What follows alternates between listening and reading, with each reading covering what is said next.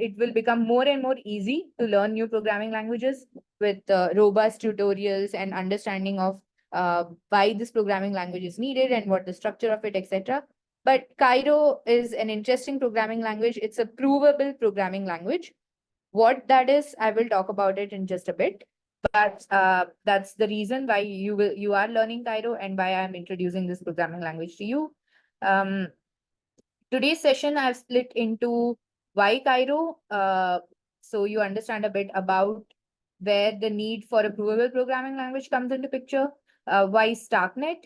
So Starknet is a layer 2 roll-up technology, which is built on the concept of zero knowledge proofs. So Cairo is the provable programming language for coding Starknet smart contracts. So why Starknet? We'll talk about that as well. And then we'll have a small hands-on demo which will, and then I'll talk about the task as well that will help you earn the rewards. Okay, a quick introduction about myself. My name is Gyan. Actually, my name is Iakshimi, but everyone calls me Gyan, and I'm based in Bangalore, India. I'm a developer advocate with the Starknet Foundation, SNF, and I'm one of the co-founders of a community called the Phoenix Guild, which is focused on education, mentorship, and entrepreneurship in Web3. We are also trying to empower diverse folks to get into the space, be able to build cool stuff, get access to opportunities, etc. Okay, perfect. So the first slide is really all about what is Starknet, a bit about the different terminologies that you may come across when it comes to Starkware, Starknet, StarkX, or like, what are all of these? Starkware is the company that was started by Eli Ben Sassoon and his co-founder Uri and a bunch of advisors who are working on this concept of Stark proofs. Like mentioned here, Starkware is an organization. It's a company that is dedicated to building in the Stark proof space. The first thing that they built was StarkX. So StarkX is a permissioned service, which helps you to kind of use the Stark algorithm, the Stark proofs algorithm, to make your transactions faster. So if you have heard of organizations like Immutable X, Sorare, DYDX, they all use StarkX as their settlement service kind of thing. Like they use the proving service, they created the proofs, and the proofs are settled on Ethereum. Now, what is Starknet, which is our center of attention today, and our focus is a layer 2 rollup. So when you think of layer 2s, you have to think of them as off-chain components that help settle on a particular layer 1. In this case, the layer 1 is Ethereum. So Starknet is a layer 2, which is a permissionless layer 2. That means anyone can build on Starknet, and the roll up, that is the set of transactions that gets rolled up, there's a proof that gets generated, and the settlement or the verification happens on Ethereum. So this is the concept for all the layer 2s, and Starknet is one such layer 2. Starknet Foundation is a non-profit organization which is committed to supporting people building on Starknet. So that's learners like you, builders like you who are interested in building products, who are interested in building companies, who are interested in bringing ideas to life. Our job in the Starknet Foundation is to support you. Starknet Foundation is a non-profit, and I work in the developer advocacy team at the Starknet Foundation. All right. Now, with all the terminologies clarified, let's move on to our actual subject of interest, which is why Cairo. I have done this workshop a couple of times, so I'm happy to kind of move some of the subjects around, wait for questions or take a break for questions, etc. I have access to the chat, so I will be looking at the chats as well. There is already a question, very interesting one that I will be answering in a while. Okay. There is a request for me to speak a little slower because my accent is a bit different. It's an Indian English accent. I can go a bit slower, so you can let me know if this pace is okay, but I can't go slower than this because then I won't be able to cover my content. And I have a bit of ground to cover. Okay. For those who are who are not familiar with English and have subtitles in another language, I will try to keep my words as clear as possible. But if you don't understand what I'm saying, then please ask questions or let me know on the chat. I'm keeping a tab on that, what is happening. Okay. So why Cairo, right? Let's think about this scenario, which is that there is a space exploration problem and you are a scientist. Okay. So you're a space scientist. As a space scientist, you have a problem statement where you have to put together a mission, right? The mission is to launch a missile in the space. This is your mission. So what are the different things that you will consider to fulfill your mission? How will you save fuel? What is the best launch window? When should you launch your missile? And what is the best trajectory for your missile, right? These are some of the things that you will have to calculate for your mission. Now, in order to calculate this, you use some type of computer software or programming language, right? All of these calculations, mathematical calculations, are very, very difficult. So you use some type of computer software which will do all of these calculations for you, right? Now, in a normal scenario, you will have some type of engineers who you have hired, who can write some programs, create some algorithms. In this case, let's say some type of general purpose programming language. That means a programming language that you use for writing any different type of software. So in this case, it is Rust. I mean, our example is Rust. It can be any general purpose programming language. So you hire a bunch of engineers in your team, and the engineers will create some type of algorithm in Rust, for example. What happens when you create a program, right? This yellow color crab is a symbol of Rust programming language. But whenever you create a program, you send this program to a computer and it executes your program, right? But in this case, you have a problem. You need a supercomputer to execute your program. You can't execute in small computer like your laptop or something like that, because these computers have restricted memory and storage. So you need a supercomputer which has a higher memory and higher storage. And now the problem is that only your rival country has that supercomputer, right? Now you need that supercomputer. You need to run your algorithm in your supercomputer. So what do? You send your program to the rival country's supercomputer, right? You have some agreement with them that, hey, you know what, like, let's come to an agreement. I will use your supercomputer for some time and I will execute this program. I will get this result and I will go home. Okay. So what happens when you try to execute a program? You send the program to your supercomputer.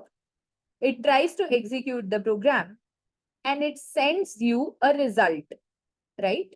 Which is what happens in a normal computer. You send some program to the computer tries to execute it, and then it sends a result. Now, in this particular scenario, if your result is wrong, right? How do you know if there was a mistake with the supercomputer or whether there was some other type of agency, spy agency, that try to sabotage your program's result? You have no idea, right, as to what happened, because you can't trust this supercomputer because it's by a rival country. So let's try to find out some type of solution for this. So the solution for this is trustless cooperation, which is what we are trying to achieve with blockchains, right? We don't want to trust a middleman or a third party, middle person or a third party. And we want to make sure that whatever we are doing, it is trustless. That is, we trust the code instead, which is also open source in a way, right? So in this case, what we are doing is, this is the symbol for Cairo. If we write our program in this programming language, Cairo, once we send this program for execution to the supercomputer, it will not only send a result, but it will also send a proof.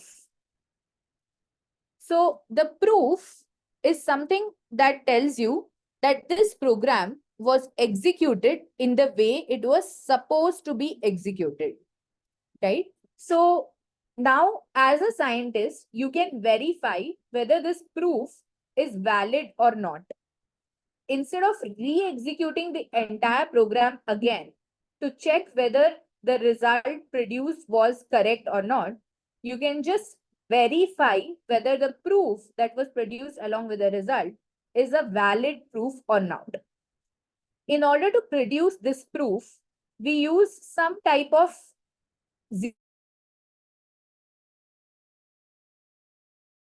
mathematical equations, mathematical algorithms that try to decide whether a particular program or a particular set of execution, or that tell us whether a particular set of execution was executed correctly or not. So now that you have the proof, you can check or you can verify whether this proof is valid or not. And if the execution is intentionally or unintentionally modified, the proof will be invalid.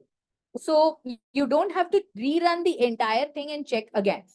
Imagine if you have to rerun everything and check whether, this particular piece of execution was correct or not. So you're going to again consume the resources of the supercomputer, right? And you're going to again maybe have to pay for it because you might have hired it or for whatever reason, right? So if you use a provable programming language, you can generate a proof without having to re-execute the entire program. In this case, in this way, a regular computer is able to keep a supercomputer honest. As a regular person, you can keep a or as a regular, in this case, as a regular scientist, you can just verify that proof, whether that proof is valid or not on your system. And then you can tell whether the supercomputer executed it correctly or not. Okay. Before I talk about Cairo, I want to also check if there are any questions. Okay. Okay. Not yet.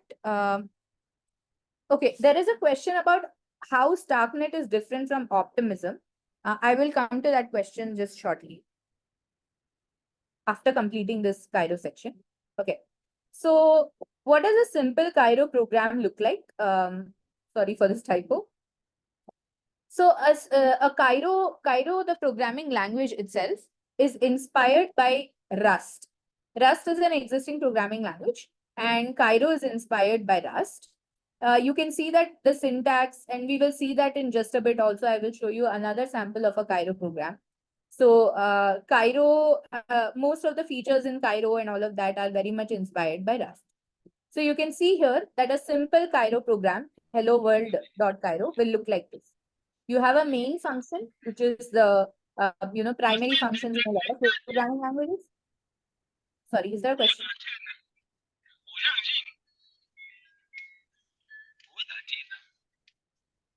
Okay, I have two questions, both of which can I explain ZK in layman terms? Yes, I will. How does a Cairo VM generate the proof directly on the compiler? I will share this as well. Okay. Okay. Let me see if I can meet everyone. Okay, perfect. Okay. Okay, awesome. Okay, there are I see your questions and I will answer them. I just want to finish this section so that I have some more time. Okay. So a simple Cairo program will look like this. You have a main function, and in this case, you have a simple println, which is printing hello world. Now let's see some of the features of Cairo program. So Cairo language, it creates provable programs. That is, whenever you execute Cairo, you can not just get the result, but you can also generate a proof from that trace of the program. Right? It runs on top of the Cairo VM. So we have a virtual machine called Cairo VM, and the Cairo programs run on top of that virtual machine. The syntax of Cairo as a programming language is inspired by Rust, and it has similar ownership models as Rust. It is strongly typed. It has traits, things like traits, macros, all of these inspired by Rust again. Cairo is a general purpose provable programming language.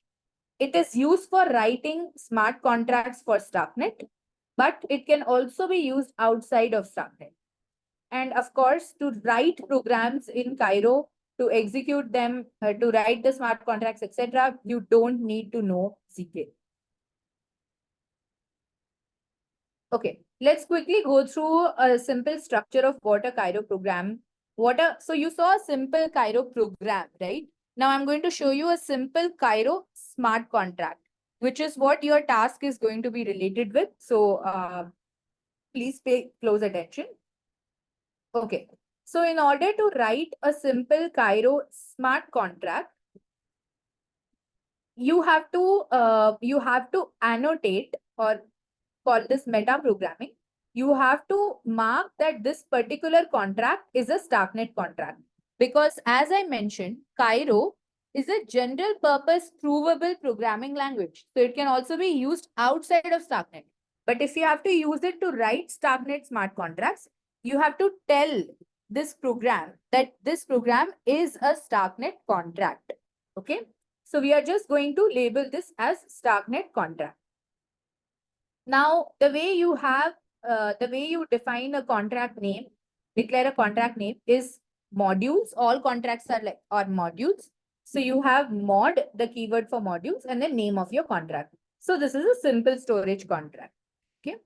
So inside this, you have to have a minimum. You have to have the bare minimum. This is a bare minimum Starknet smart contract where you have the contract name. Inside the body of the contract, within these braces, you have a struct which is called as storage. So you have to have a storage struct in every Starknet smart contract. This struct is called storage, so the name is storage. And then the variable data type of this struct is this. That is this struct. So what and all you will store in permanent storage, you will have to put that inside the struct. So in this case, we are storing a data called stored data. Ironic. And the type of this is U128. That is unsigned 128. Unsigned integer 128. So this will store the state of the smart contract. So this is the bare minimum. So you can just omit this as well. The stored data part doesn't have to be there. But this is a bare minimum Starknet smart contract, right? It will have Starknet contract, the annotation, and it should have a storage, right? Which is annotated by storage like this. Now, on top of that, you can have multiple things. For example, in this case, in order to define the different functions, right, we can define an interface. An interface will talk about the blueprint of the program. What are the functions that are going to be part of this program? That's going to be your interface, right? So you have your Starknet interface.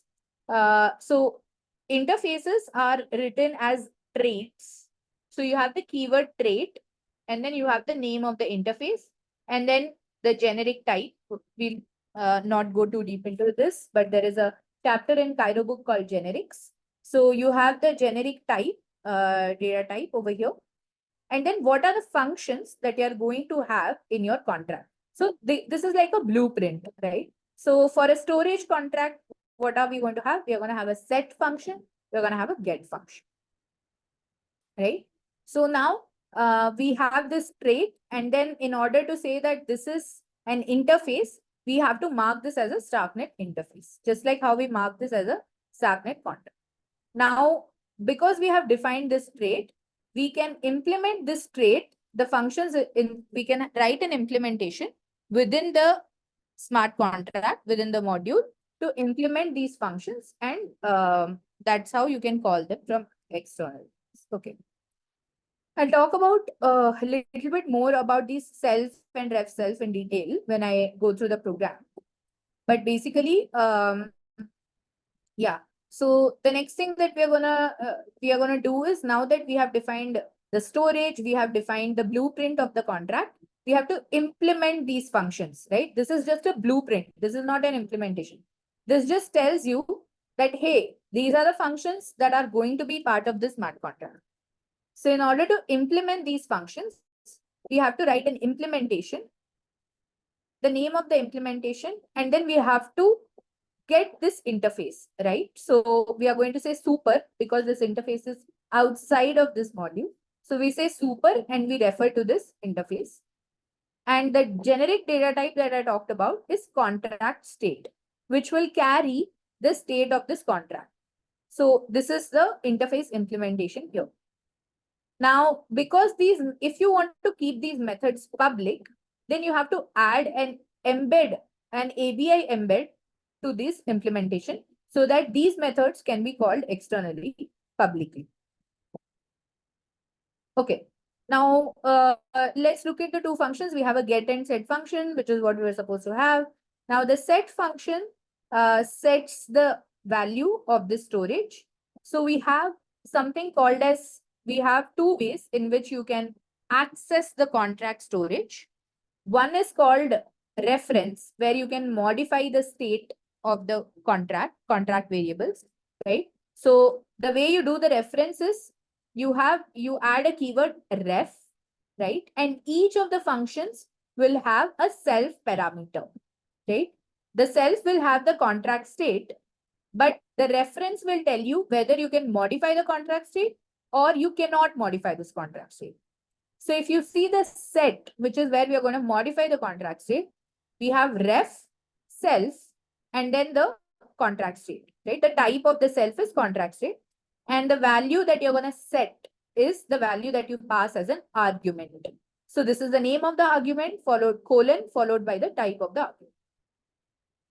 Now with the get function, you don't need to modify anything.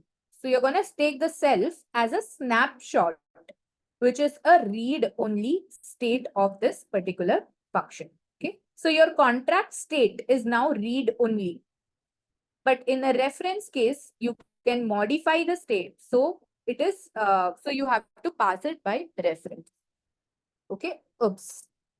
So now as we see the set function, it's just going to take the self, is going to use the storage. It is referring to the storage from the contract state. And then you write the new value on top of that. Similar to that, you're going to refer to the contract storage. But in this case, you're just going to read and it returns a value of U128. So you can see the syntax is similar to Rust again. You have an arrow followed by the type of variable that you want to return. So this reads from the storage and we don't have any semicolon. What that means is the last line, the last statement of this program will be returned as is. So whatever this last statement returns, in this case, it returns a U128. So this is a simple storage Cairo program, Cairo smart contract, which can be deployed on Starknet. Don't worry if you find this a bit overwhelming, because this is the first time you are looking at this programming language, right? You are not an expert in Cairo. Maybe you don't even know Rust. But if you know Rust, I think some of the references help. But if you don't know Rust and if you don't know Cairo, it's completely fine, because this is a new programming language. And just look at the patterns that this programming language follows. What are the patterns? Wherever you need to convey something to the compiler, you have to annotate certain things like meta programming, right? And then the name of the program, or the way you are declaring a program or a contract, is by using modules, right? All the contracts are modules. So you have the keyword mod followed by the name. And then for a bare minimum program, as I told you, you need storage, which is the contract storage or the state of the contract, right? So you need bare minimum storage with the storage tag. And then now the next thing is functionality. How do you give functionality to this program? You have something called as traits, which are interfaces, which describe the functionality. They don't implement the functionality, they describe the functionality. And then you take that description and you create an implementation of this description where you implement the functionality that is described by this particular trait, right? So this is a simple way in which you can write a Cairo program. In this case, it is the simple storage program. Okay. Before I end intro to Cairo, there is just a few more things. You have some custom data types. For example, you can define your own struct like this. In this case, we have rectangle, which has height and weight. And then you can have your geometry shape where the traits talk about the traits give you the blueprint of the functionality, as I mentioned, where you just have to write the method signature. And then you have implementations, which will implement this particular trait and they will have a name, right? And they will take from this trait and you will implement this particular method in your implementation. Okay. Okay. So why Cairo? Because Cairo helps you create provable programs, right? I'll show you in a little bit what is the importance of provable programs and how it helps scale Ethereum. Okay, and then it provides proof of computational integrity. What is computational integrity? Computational integrity is the fact that a particular computation happened the way it was the way it was supposed to happen. So in this case, in the case of a provable programming language, you can prove that a particular program, for example, ran the same way that it was supposed to run to produce this result, right? And you can check whether that proof is valid or invalid. You can verify whether a particular program ran in the way it was supposed to run without having to re-execute that. It saves a lot of time and energy by using this proof methodology. It's a powerful and flexible language. It has a lot of interesting features that you will get to know shortly. And I'll share the document as well. It prevents cheating and malfunction, right? No one can cheat and give you a wrong result and tell that, hey, I ran the same program, but it gave me this wrong result. Because they will also be able to produce a proof that you can check whether the program ran the same way or not. It has the ability to keep a supercomputer honest, right? Okay. Before going into why Starknet, I'm going to just take a look at the questions. Okay. Just let me expand it. Okay, how does the Cairo VM generate the proof? So I can show you a quick clip on that. Just give me a moment.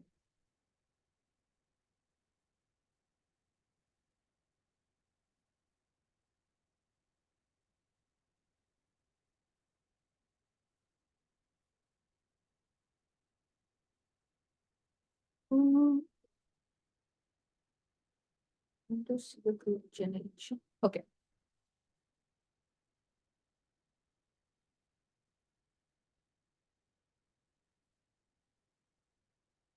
Okay, so this slide is not part of my presentation today, but I will say.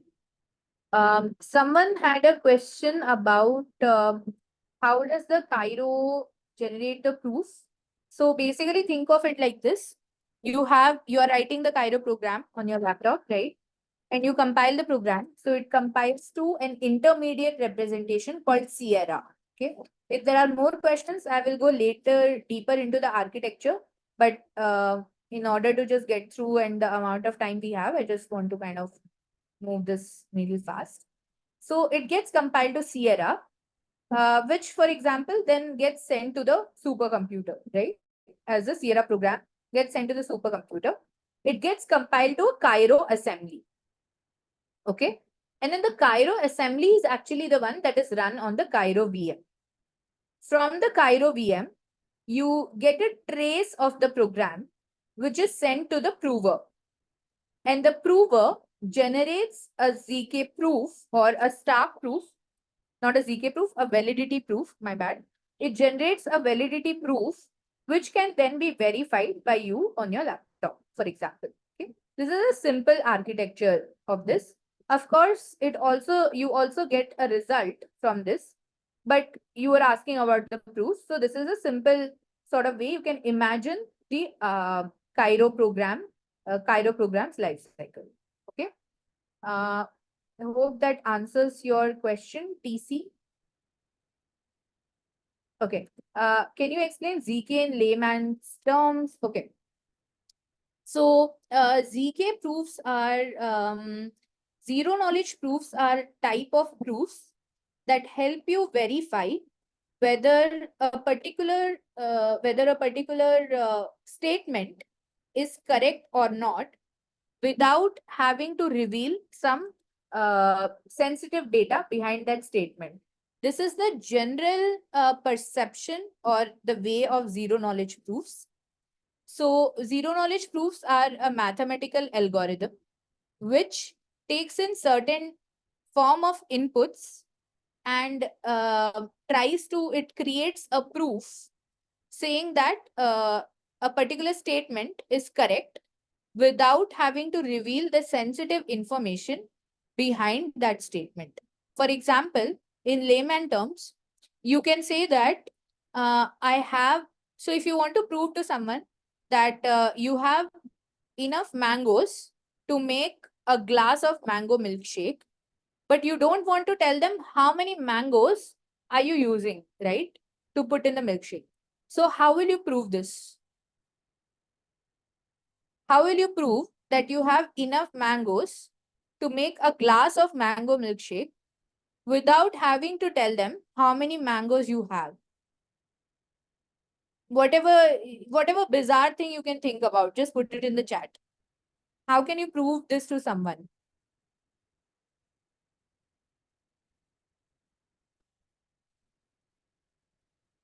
Okay, I'm waiting for responses.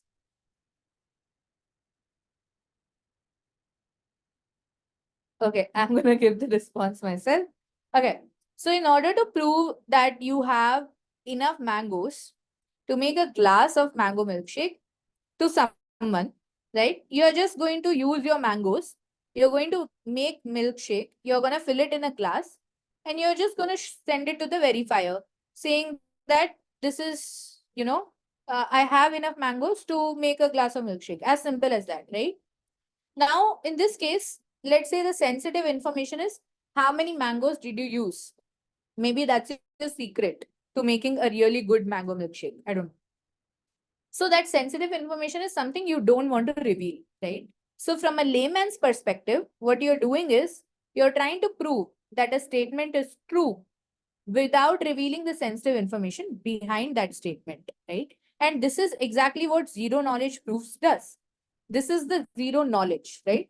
The knowledge of the number of mangoes that you have is zero to the receiver, right? So in a ZK proof scenario, there are two parties. One is a prover and one is a receiver. The prover, sorry, one is a verifier, not a receiver. My bad. That's why I see the term verifier. So the prover is trying to prove to the verifier that a certain statement is true without revealing the secret or the some type of sensitive information associated with the statement. The verifier's job is to verify whether that particular statement is correct or not by running some algorithms. So in order to prove that something is correct, so in this case, how are we using the concept of ZK proofs? It's not going to be completely ZK, but we are using that concept of proof generation. What is the concept of proof generation here that we are doing is that we are saying that this particular program is run exactly the way it is supposed to run. So we are trying to prove that a computation was run the way it is supposed to run. That's why you're calling this as computational integrity. That this computation ran the way it was supposed to run. You generate a proof out of that, and the verifier verifies whether this computation was run correctly or not. That's exactly what you're doing as a layer 2 on Ethereum, right? You're trying to prove that certain transactions were correct, were done correctly, right? When you're trying to transfer funds from one account to another, that's a transaction. And you're trying to prove that a bunch of transactions were done correctly. You roll up all of them, you generate a proof, and then you send it to a verifier on Ethereum. I will show that in just shortly. But this is where we are using the concept of ZK proof. Okay. Let's see. Okay. Gautam, is it clear to you as to what is the concept of ZK? I know it's going to take a while for you to get there, but at least the basic idea, right? Okay. Who else uses Cairo outside Starknet? So far, not that I know of, but there are some projects which are, I don't know, I think maybe BTC L2s, and there are like some ZKML projects that are using Cairo. And then we have a ZK EVM project called Kakaro. They also use Cairo, and which is outside of Starknet, of course. So yeah, a few projects, and I'm hoping that it will become more popular. Uh, Destiny has a question, which is, how does the ZK login work? I don't know which specific, if you're talking about a specific ZK login application, or is there something specific to Starknet? You can give me more context. I can sort of that. What are the basic programming languages should I learn to get started in Web3? It completely depends on the chain that you want to work with. I would always say that if you want to develop programming skills, then first learn the full stack programming languages. Like you can start with some front end, some sort of back end. If you want to work compiler heavy, then something basic. I don't know. What do you learn in colleges these days? Maybe C or something, or Rust. Forget about C. Forget that I said C. Rust. You can start with Rust as a good full stack backend programming language, and then you can learn some front end. And then if you want to go deeper into the Ethereum stack, then you can go for Solidity. If you want to, of course, go deeper into Starknet stack, you can go for Cairo. Does it natively create a proof, or does the proof need to be coded into the contract? No, the proof doesn't need to be coded into the contract. I showed you a simple example of the contract, right? That's all is the contract. Once you compile the contract, you will get a trace from the VM, which will be sent to the prover, which will generate the proof. Okay. Provers will generate the proof. Yeah, thanks, Aksham. Okay. Yeah, of course, Kakaro KVM, of course. Specific to Starknet, ZK login. I don't know if you have a project in mind. Please share with me, and I can take a look and look at it more. Okay, dApp for dApp development. Yeah, you can for Starknet you can get started with Cairo. That's a good place to start. Of course, why not? Okay, so we went through one round of questions. We have few more minutes where I'm going to take maybe another 10-15 minutes or so for the theory, and then we can move towards the task. Let's go through this quickly. Okay. So why is Starknet? Let's look at the L1 scaling problem, right? What is the problem for L1s to scale? For example, L1s like Ethereum, right? What happens in Ethereum as a blockchain? Whenever you do a transaction on Ethereum, right, there is a new state that is produced. For example, if you're transferring five Ether from wallet A to wallet B, right? After you transfer, when you perform the transaction, the balance of wallet A should reduce by 5, and the balance of wallet B should increase by 5, right? So that is called as a state change. You're changing the state of things. When you're moving money from one account to another in a bank account context, right? There is a state change that is happening in the database, right? Some account, you minus the money, in another account, the money increases, right? When you're doing any payments. So state change is change in the value of something, right? Now, when we are doing transactions on Ethereum, those transactions will cause some state change. For example, in this case, when you're producing a new block, the new state is 42. So there is a state change that happened. In order to validate whether this particular state change is correct or not, in Ethereum, we have a bunch of validators. Each of these validators will compute the state to check whether the new state change is correct or not, right? They are going to re-execute the entire computation, and that is why they take so much time. You can see the amount of time that it takes is the same. So all of the validators, according to the consensus algorithm, will have to compute or recompute the entire computation in order to validate whether the state change is correct or not. This is why sometimes when you see there are so many transactions happening on Ethereum, sometimes it is too crowded, right? And sometimes it takes a lot of time and it takes higher gas fees. It's because of the fact that validators have to validate whether a particular transaction was correct or not. Now, if you think about using Starknet, right, you don't only get the state change, which is the result, but you also get a proof that the state change was done correctly. That is, you get a proof which is valid or invalid, right? If it is done correctly, proof will be valid. If it is not done correctly, then the proof will be invalid and you can revert the state change, right? Now, once you generate a proof, which is, as I showed you the quick small architecture, once you generate the proof, the Ethereum validators don't have to re-execute the entire compute to check whether the state change is correct or not.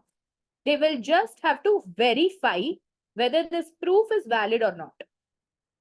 So you see the amount of time that is being taken by the validators has reduced drastically.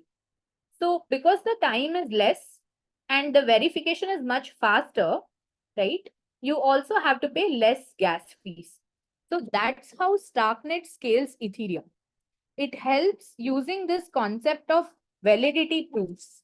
It helps generate proofs that can be verified at the Ethereum level in order to make it faster and in order to make it cheaper. So this is what I was saying, how it is, what is the time consumption. So you can see that this blue line represents the validator. That is, the more transactions you get, the more time it takes to validate. Whereas this represents the verification time. So proof verification time, which is logarithmic. So what are validity proofs? Validity proofs are like when you have a file and you want to, compress it so that you can use it much easily. It will take less space to store. It can be transferred easily, etc., etc. So you compress it into a zip file, right? Similarly, validity proofs are generated when you compress a bunch of computations, right? And you generate a proof that all of these computations were done correctly the way they were supposed to be done. So if they are all done correctly, the proof will be valid. But if they are not done correctly, then the proof will be invalid. So you check the validity of the proofs. That's why they are called validity proofs. You may hear the term ZK proof sometimes because the mathematics behind how you generate a validity proof is very similar to how you generate a ZK proof. But in this case, in Starknet's case, we don't generate ZK proofs because, I mean, they are not completely ZK because they are not completely zero knowledge. This is a permissionless public L2. So you can't have private inputs, right? You can generate ZK proofs on top of Starknet by using your own ZK proofs algorithm. But on Starknet, we generate something called as validity proofs. So what are validity proofs? Validity proofs are a use case of zero knowledge proofs. They convince the verifier on L1 of new L2 state without sharing the transaction details. So it does not make the L2 transactions private because you can still see the L2 transaction. It makes the verification efficient, that is success. So validity proofs give rise to the name validity rollup. So Starknet is a layer 2 validity rollup that uses the power of validity proofs to make Ethereum faster and cheaper. It's based on this algorithm called Starks and not Snarks. And it is an efficient proving and verification methodology. So a quick sneak peek into Stark versus Snark, why you should get involved in the Starknet ecosystem, because the time taken is, the verification time is a bit higher in Starks. However, the proving time and the proving time is quite less. There is no trusted setup, so it is decentralized from the beginning, and it is quantum secure. Okay. So this is a question that we get a lot, that why did we build a Cairo VM and not use EVM? We do have a ZK EVM project on using Cairo, which is called Kakarot ZK EVM. However, Cairo VM is not a ZK EVM. It is a ZK VM. It is a virtual machine that is a use case of zero knowledge called Cairo VM, right? And ZK EVMs are actually trying to build EVMs into using a ZK circuit manner. So Kakarot, which is the ZK EVM project, uses Cairo, which is the provable programming language, to rewrite EVM. So they write all the EVM opcodes in Cairo. Now, why did we choose a Cairo VM versus a ZK EVM? Is because Cairo VM is specifically built for producing proofs. So it is optimized for proof generation, and hence it has a higher performance. Whereas ZK EVMs are for onboarding more EVM devs, right? They may not be as highly performant as Cairo VM, because Cairo VM is for specifically for proof generation. And that is why we chose performance over compatibility, and we are trying to onboard more devs. So if you're thinking of building a long-term product, right, which is not just for short-term for getting grants or something, but you're thinking of becoming an entrepreneur, want to start something which is long-term, which is robust, then Cairo is definitely the programming language for you. I'm not going to go too deep into it, but Vitalik has a ZK EVM classification where we fall under type 4, which is a completely different VM. So because we use Cairo VM, it is very fast. And you can see some other example of projects that have similar classification. Okay. So to summarize, why Starknet? Starknet is optimized for ZK tech. Our compiler, which is the Cairo VM, the virtual machine, our programming language, it's all optimized for this, for scalability. It gives you higher computing power by reducing the gas fees. It is secured by Starks and also Ethereum as the L1, because the verification happens on L1. It has a powerful programming language, Cairo. It is a battle-tested tech stack. So like I mentioned, the Stark X, which was the permissioned service, has been in production for over 2 years. So it's already battle-tested that Stark proofs can increase scalability. And it does not require you to have any trusted setup. Okay, another important thing about Starknet is that Starknet uses native account abstraction. So when you want to onboard multiple users, right? You want to onboard the next billion, million, whatever number of users, you want technology which is very user friendly, right? Which can, for example, today's users are used to having like, oh, if I lost my password, I can, have some sort of email that comes to me. I can have social recovery. I can log in using Facebook or Twitter or whatever, right? So by default, Ethereums have something called as EOAs, that is externally owned addresses, right?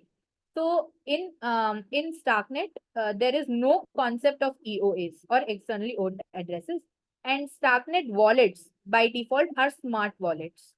That is, they allow you to sign transactions with Touch ID or Face ID, so you can check out Bravos or Argent, and you can execute multiple operations in a single transaction.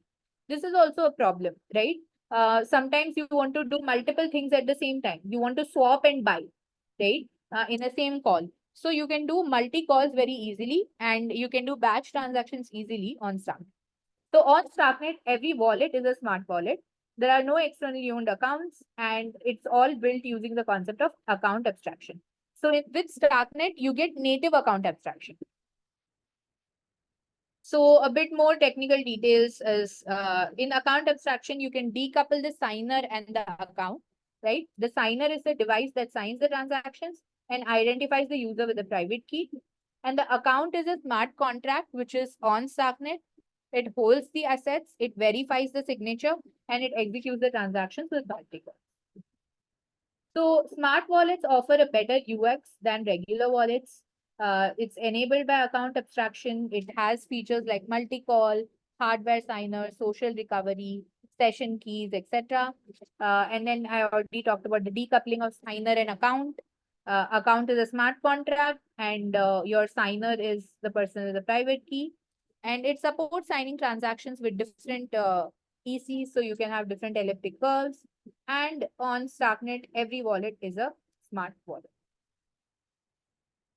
Okay, so now to go to the exercise that will lead to your task. Okay, so your task is to deploy any simple smart contract uh, on Starknet. Okay, I'm going to run through a very simple counter smart contract. Actually, you know what? No, I'm going to run through. Sorry. I'm going to just run through the simple storage smart contract, and I will show you.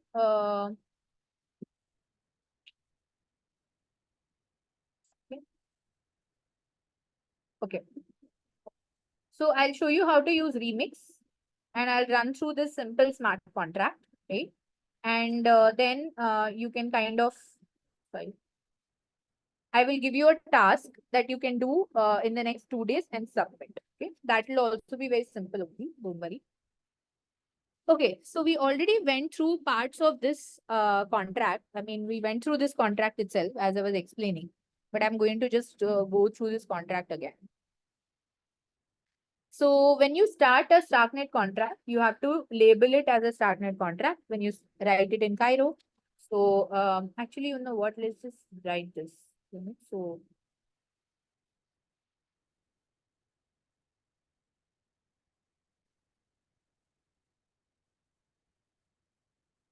okay, so when you open, wait, should I just demo the whole remix thing right now? Let me just going to start. Yeah, so I can share that with you.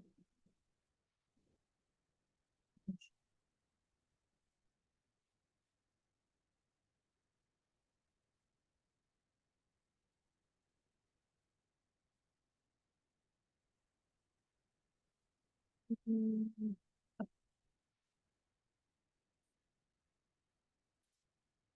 Okay, let me share my screen.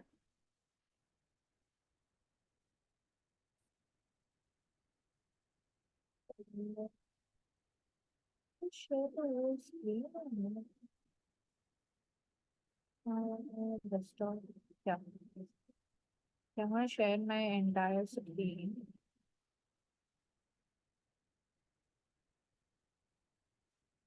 Otherwise.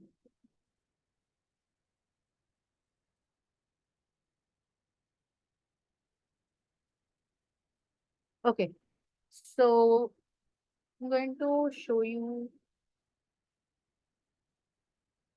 Is everyone able to see my screen? Are you all able to see my screen? Could you just type a yes or something? Yes, okay, thank you. Okay. So in Remix, you can actually now write smart contracts, Starknet smart contracts, that is Cairo contracts in Remix. So you have to go to the plugin and you have to type Starknet. You can activate the plugin. Okay. Okay. Thanks everyone for responding. So once you activate the plugin, you will get something like this. Okay. So you will get a folder. So you can open a new instance. I already have this instance, so I already have this folder. You'll get a folder called Hello World and another folder inside called Source. Okay. Inside the source folder, you can already find a few example Cairo contracts. You can see that I have a Cairo contract already called balance.cairo. I mean, this already has a sample contract. You can see another contract called 42. And you can find that there is a lib with both of these modules here. Okay. So this uses a package manager called Scar. So I can show you Scar.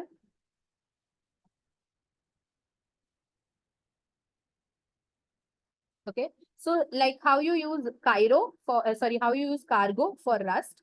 For Cairo, you have a package manager called Scarb. You can also install this package manager separately, but Remix comes installed with this package manager. Okay. So you can use Scarb to create and manage your Cairo projects and your Starknet smart contract. So when you see the scarb.toml, you will have the name of the package, right? So this has multiple Starknet contracts. It has a dependency of Starknet. If you are just going to use Cairo, you can remove this dependency. But we are going to write Starknet smart contract. So we need the Starknet version, right? So we're going to have Starknet version as the dependency. And then you have to have this, which is target.starknet contract. So you're going to generate a target for Starknet contracts.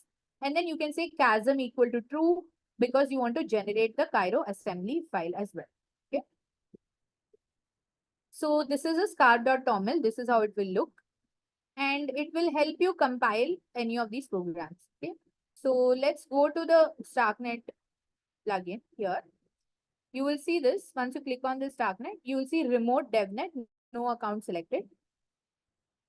Once you click on it, it will create an account for you. Okay. DevNet account selection. It has created an account for you. It's remote DevNet. You can use whatever environment you want. You can connect to a wallet. You can use local DevNet. You can run a local Katana DevNet also, which is our sequencer, local sequencer. But let's go with remote DevNet for now. Whatever is there, we'll just use it. And now it has created an account for us, and this account is funded, right? So we have an account now, similar to how you have a Solidity accounts very mixed, right? You have your Gnana, Get or whatever. Okay. So now that we have selected the environment, we can compile either the entire Hello World project, or we can compile a single Cairo file. Okay. So let me just close this. So I can also just, let's say, compile the balance file. Okay. So I can compile the balance.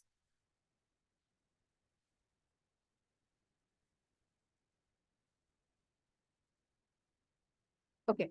So it will say that I'm compiling, blah, blah, blah. And then, okay, I'm just going to trust this. Okay. Now, once we compile a Starknet file, there are two steps to deployment. You can't just deploy a file. Okay. After you compile, you get a JSON, the compiled JSON. You have to declare your contract. So declaring a Cairo contract or a Starknet contract is basically broadcasting that, hey, I'm going to deploy this particular type of file onto the network, right? So you can declare your class. Now, what is the advantage of declaring a class is that you don't have to, if you are writing a two of you are writing similar programs, or the same programs, not similar, the same program, when one person declares, the other person can use the declared class hash and deploy that contract, right? So with the declaration, you generate something called as a class hash. And once you have generated that, anyone can use that class hash and deploy that contract. So if anyone declares an ERC20 standard contract and you just want to deploy that, you can actually take that class hash and deploy. So there are two steps to deployment. You have to declare your contract first, and then you can deploy. So here, I'm going to declare first.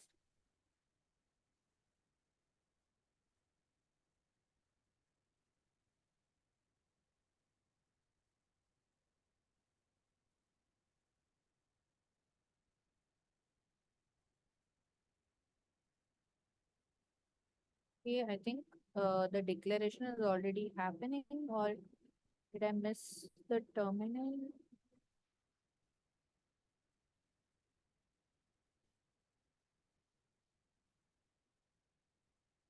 Okay, let's see if we can deploy it. I think the declaration already happened.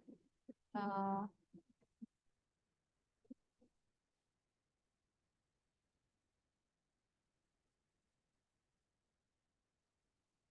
oh yeah, it said declared. Okay, sorry, I missed that. Okay, while it is deploying, okay, it has deployed. Let's go through this code. Okay, this is a balance contract, which where you have two functions, which is get the current balance or increase the balance of an account by a given amount. Okay, let's quickly go through the example contract. So you have a Starknet contract as per, then name of the contract is balance, and then you are going to use this, but you are going to use a specific trait called into. We will see what this trait is. Okay, you have a storage called struct storage, and then you have a value which is going to represent the balance of your account, right? So, and then we have a constructor. So to write a constructor, you have to write it similar to writing a function. So you have fn, which is the keyword to define a function, then constructor, name of the function. And here, because you're going to change the contract state, you have to pass the cells as a reference. Okay. So you have reference cells, which is the contract state. And then you're going to assign an initial value to the balance. So that is the value that you're going to pass here, which is U128. It has to be of the same type. Okay. So you pass this as an argument. And then you're going to write this value onto this, your contract state, right? Contract storage. Once this is done, now you have to implement these functions. Okay, so now we have to decide what the functionality is. We want to get the balance and we want to increase the balance. So we are going to define an interface, which is trait, and the name of the trait is iBalance. Every interface you define with a capital I. Okay, it's a standard notation. And you have a generic type, which is type T.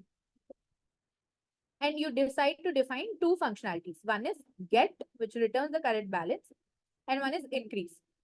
Now, with get, you don't have to change anything, right? So you're going to pass the cells and you're going to just pass the snapshot, which is using the @ symbol. Okay. So you're going to pass the snapshot of the contract state. So you can read the contract state and you're going to return the value as U128 because the type of the value that you're storing is U128. Now, in order to increase the balance, you can't just pass a snapshot. So you have to pass the cells as a reference value. So you say ref cells T, and then you pass in the value with which you want to, by which you want to increase the balance. So in this case, we are passing in A. Okay. So now that we have these two functions, we have to write an implementation of this trait into this balances contract to implement these functions. So we are going to say implementation, IMPL, balance, it's the name of our implementation. And then we are going to take this from by using the keyword super. Okay. So super iBalance, because this is outside the contract scope. And we are going to give it the contract state. So we write the function get, the same thing, right? Snapshot, we return 128. We are going to read the value of this, our contract storage, and just return it. Remember, no semicolon here. That means this value automatically returned. Okay. And then with increasing, we are going to just take the value that we want to pass. We are going to read the value, add it to A or add the increment, and then write it to the value. That's it. This is a very, very simple balances contract. In the beginning, we have deployed this contract with some value. Let's say what it is. So I deployed it with value 3. Okay, we can quickly test it out. Deployed it with value 3. Now let's increase it by 10 or by 5. Okay, I'm going to call the increase. Okay, it is increased now. Let's get the value again. So it is 8 now. 5 plus 3, 8. Okay, so this is a simple Cairo contract.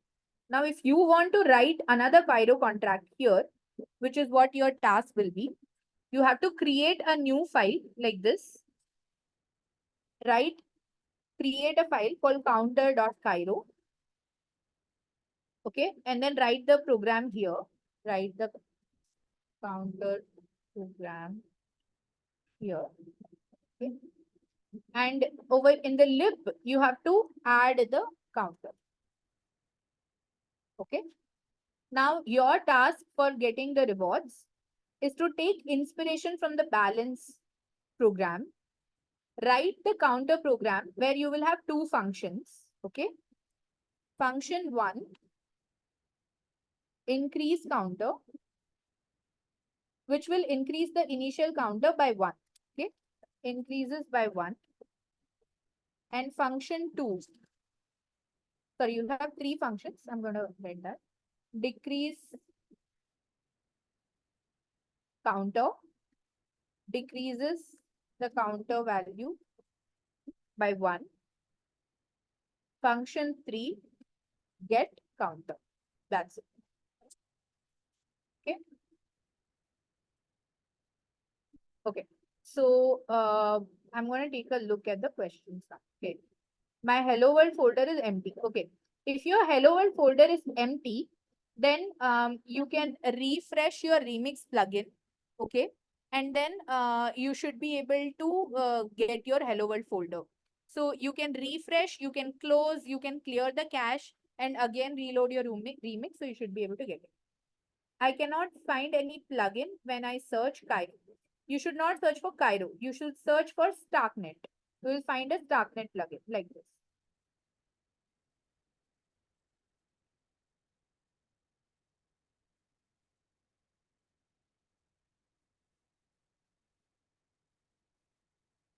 Okay.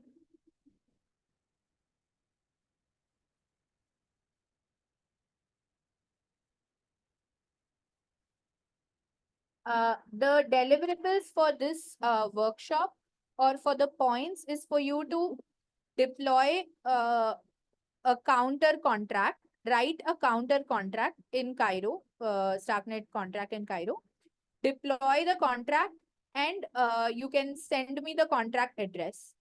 I can make it a bit challenging if you want, that you should deploy the contract using Argent X, the wallet. I will share the process for that as well. Is there any benefit to doing it in VS Code versus Remix? No, you can just install Scarb as I mentioned, and you can, do it in VS Code as well. But you will have to you will have to download something called as Starkly to deploy the contract. So this is a CLI tool to deploy the contract. Okay, I'm going to show you another interesting thing. So here we chose remote DevNet, right? Now, if you want to deploy it to a wallet of your choice, let's say Argent X, right? So there are two wallets in Starknet, which are most popular ones, software wallets, Argent and Bravos. Okay, you can deploy on any. Here they have Argent X integration. So going to connect to Sepolia. Okay, so it is connected to my wallet now. Okay, sorry. So now you can see that I have an account which is already created, and I have some ETH. But you can also, initially you won't have any ETH. Okay, so you have to fund your wallet. You can click on fund and you can click on get test ETH and start. So when you click on this, it will automatically open the faucet for you. You can copy the address, paste it here, and you can get either ETH or Stark. You can pay gas fees in both.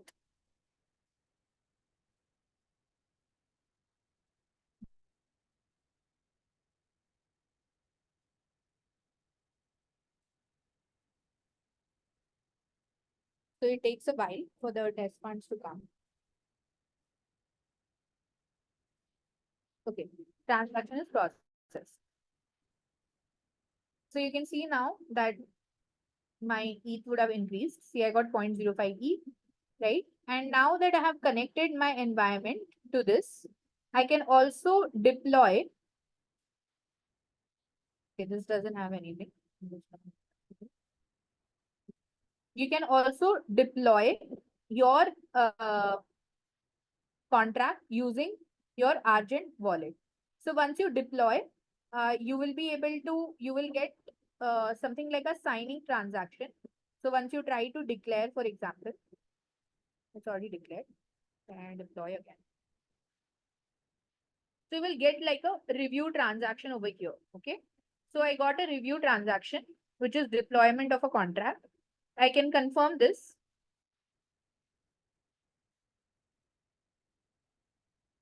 So it says getting deploy contract, blah, blah, blah, transaction received. Okay. So I've got that contract now. Now I have deployed it using Argent, right? So once you deploy it using Argent on Sepolia, right? So here I've chosen Sepolia. You can see Sepolia. So once you deploy it, you will get a transaction hash, right? And of course, you will get a contract address. But you can take this transaction hash and check it on Starknet, which is the Explorer. So I have to switch it to Sepolia.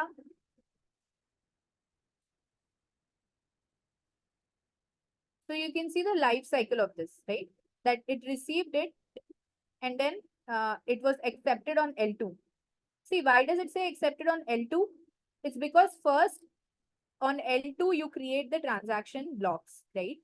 And then once your transaction is created on L2, your block is created on L2, it takes a bit of time to send the trace to the prover, generate the proofs, and then send it to L1 for verification. That's why you see there is a time difference to accept it on L1. It will take a while. But if it is an accepted on L2, it is correct. Your transaction is success. So what you can do is you can deploy, you can write a counter contract, deploy it using your Argent wallet. So create an Argent wallet. It is a simple browser plugin.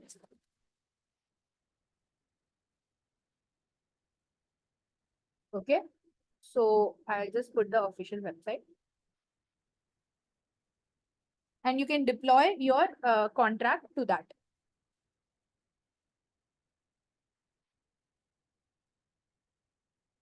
Once you deploy your contract, of course, you can play around with it. You can get the value and all that. See, I am able to get the value 4. And then if I have to write, so I have to increase the balance. So I'm going to increase it by 5. If I have to write it, then I have to again hit the Argent wallet. I'll confirm there. And then I'll be able to get the updated. I can again call to get the updated balance. Right. So it is invoking now. It was successful. You can press this call and you can see that it is 9. So you have to deploy a contract which has all of this functionality. Just play around with the contract. Once you deploy it, give me the transaction hash and the address of the contract. So you have to submit the address of the contract. Let's see. So when you are checking the transaction, you can see that the deployed contract is here. Right? And you can also read and write the contract from Starknet itself. So once you give me the contract address, no, I will be able to interact with your contract to check whether your contract is working the way it is supposed to work or not. So that will be a simple assignment. Anyways, your counter is going to be very similar to balance. So you don't have to worry much, just have to make some small changes. If you want this in writing, I can also give it in writing if that is helpful. Yeah, I can give the task in writing and the recording will be available to you. So you can watch the recording and I don't have a GitHub README. I haven't created one, but what I can do maybe, I can create a GitHub repository which will have the balance.cairo. This is a public contact anyway. And I will add the these instructions, counter instructions over there. Compile, declare, contract.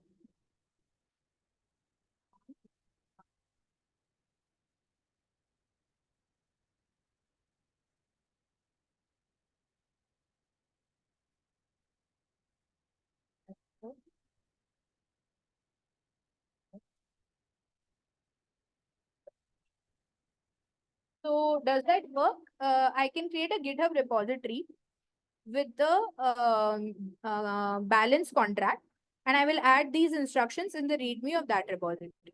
Does that sound good to everyone for the task? Okay. So you can use Remix. You can also use Scarb. I can share more tutorials if you want to do using Scarb. But yeah, whatever works for you. Okay, perfect. We already overshot the time. But if there are any questions, I'm happy to take them up on Telegram. It is 5:30 p.m. in India, my time. And I have another meeting from 6 to 7. But between now and after, maybe for a bit, I will be available to answer any question.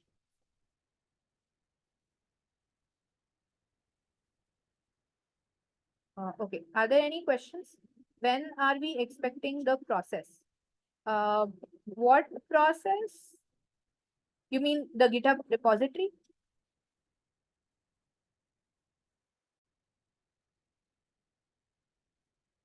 Are you referring to the GitHub repository?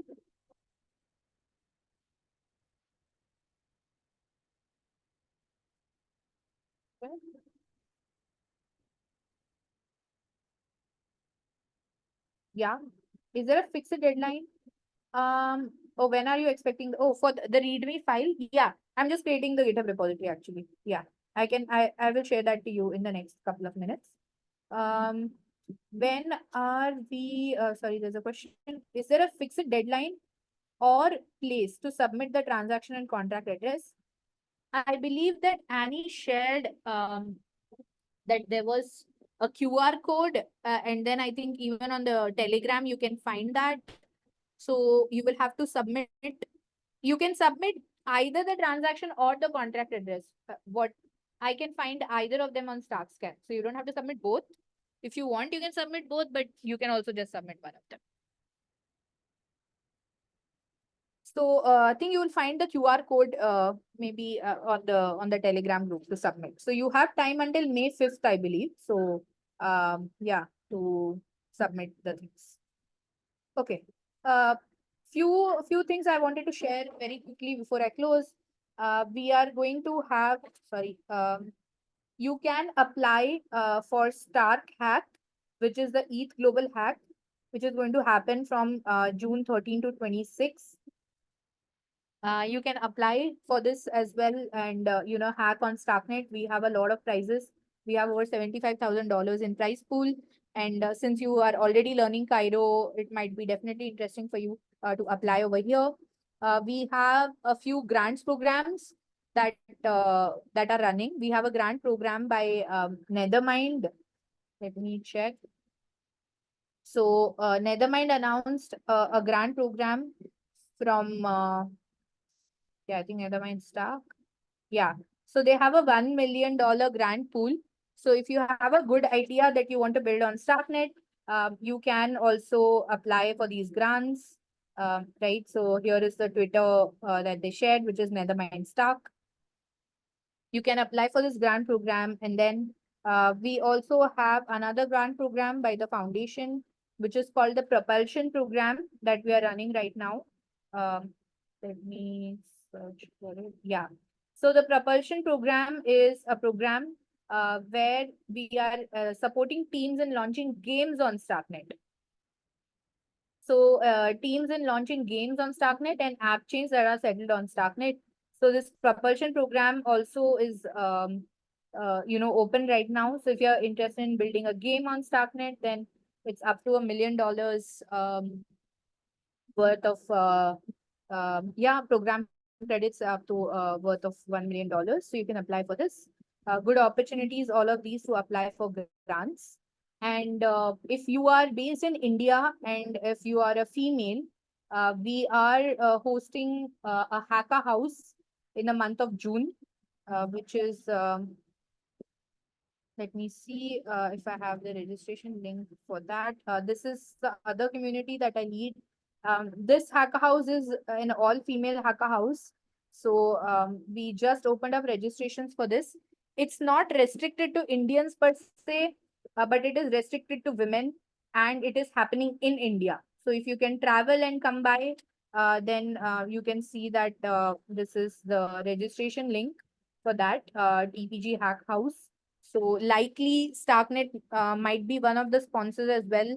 So since you're anyways learning Cairo, then again, this might be a good place for you to hack, make some quick money and all of that. So yeah, these are some good opportunities for you to, put your knowledge to use. And of course, continue your journey. If you have any questions, you can ping me. My Telegram handle is this. We need increase, decrease, and get the value. Basically, get counter like that. So, oops, sorry, I message in direct message. Yeah, this is my Telegram handle. If you have any questions, feel free to ping me. I am traveling this weekend, so my availability is a little bit here and there, but I will try to support you if you get stuck. And yeah, that's pretty much it. Do you have any questions for me?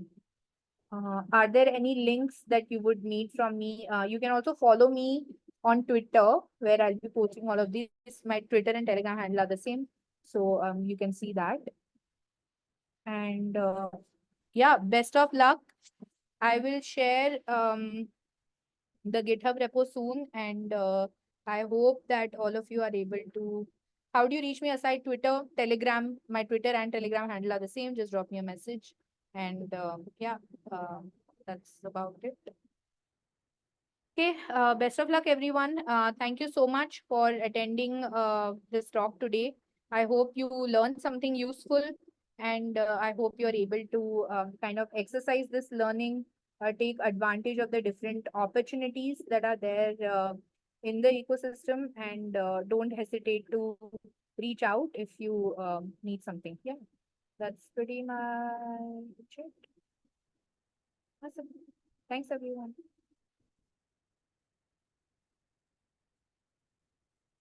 Okay, thank you. Thank you, everyone. Bye.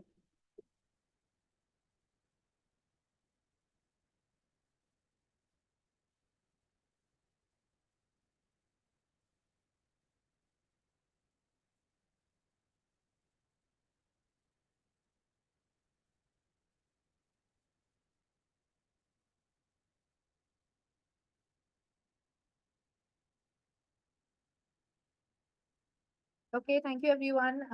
Have a good one and best of luck for all your upcoming workshops as well. Oh yeah, there are two usernames. Please don't click on gyanlakshmi.e. That's a scam one.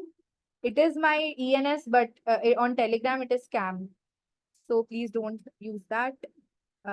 You will find my full name actually on Telegram with this username.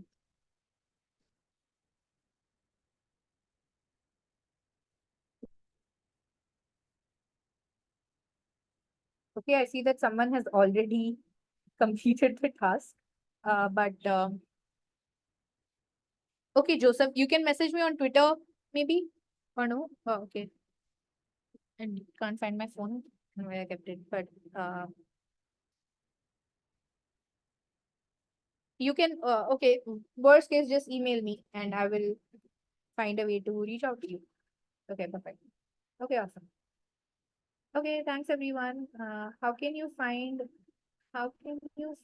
Argent wallet on testnet Sapolia? How can you fund? You have a button plus fund. You can choose the first option, get faucet tokens. So it will take you to the faucet link. You have to copy your address and paste it in the faucet.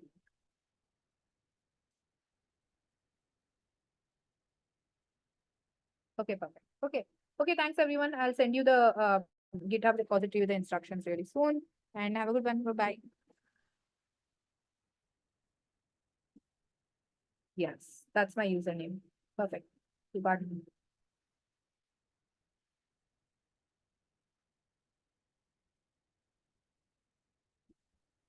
All right. Okay, see you all.